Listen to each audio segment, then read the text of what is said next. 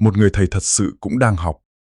Học cách kiên nhẫn, học cách lắng nghe, học cách nhìn ra những khả năng chưa nở rộ trong trò của mình.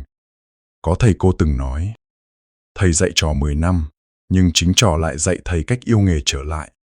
Người thầy không chỉ là người đứng trên bục giảng, họ là người đồng hành, là người nhìn thấy điều tốt trong ta khi chính ta chưa nhận ra, là người lặng lẽ đứng sau những bước đi đầu tiên của ta trong đời.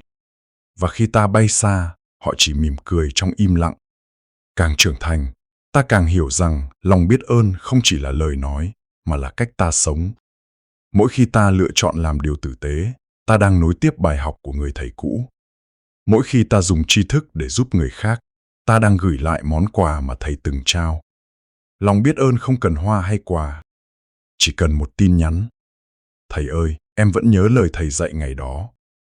Thế là đủ để người thầy cảm thấy công việc của mình chưa từng vô nghĩa,